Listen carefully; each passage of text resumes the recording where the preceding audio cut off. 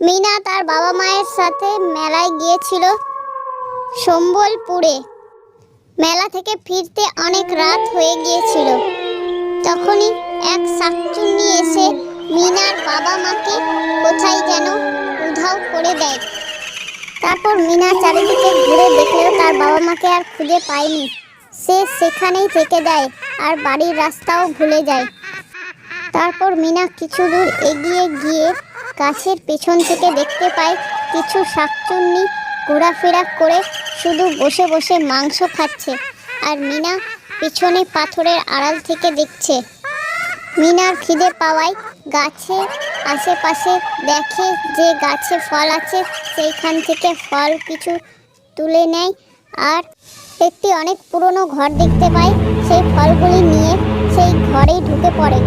সেইখানে সেই ভয়ঙ্কর ঘরটিতে মিনা কিছু সবজি দেখতে পায় আর রান্না করার উপকরণ দেখতে পায়।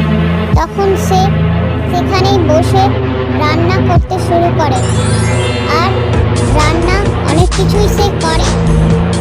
তারপর সে রান্না করতে করতে দেখে সব রান্না কেউ যেন খেয়ে ফেলছে। অবশেষে সে একটু খেতে পেল। খাওয়া দাওয়ার পর মিনা সেই পুরনো ঘরের পুরনো চেয়ারটিতে বসে আবার সেই ভয়ানক আচরণ শুরু করে সেই শাকচুন্নির গাছের কাছে চলে যায়। গাছটির কাছে যেয়ে মিনা অনেক জোরে জোরে কাঁদতে শুরু করে। সারাক্ষণ ভয়ানকভাবেই কাঁদতে থাকে। মিনা গাছের গোড়ায় বসে থাকতে থাকতে আর কাঁদতে কাঁদতে এক সময় সে কখন শুয়ে পড়ে সে নিজেও জানে না। তারপর সে অনেক গভীর ঘুমে চলে যায়। তখনই সে ঘুম থেকে উঠতেই এক শাকচুন্নি হয়ে যায়। শাকচুন্নি হয়ে যাওয়ার পর সেই রাস্তা দিয়ে যে কোনো লোকজন যায় তাদেরকে শুধু বিরক্ত করে আর কখনো কখনো তাদেরকেও খেয়ে ফেলে।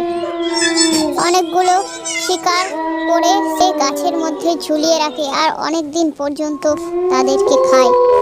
তো বন্ধুরা, এই ভুতুড়ে গল্পটি যদি তোমাদের ভালো লাগে তাহলে গল্পে লাইক শেয়ার কমেন্ট করে দিও আর চ্যানেলটাকে সাবস্ক্রাইব করে দিও। তো দেখা হচ্ছে পরে আরও ভুতুড়ে গল্পের সাথে।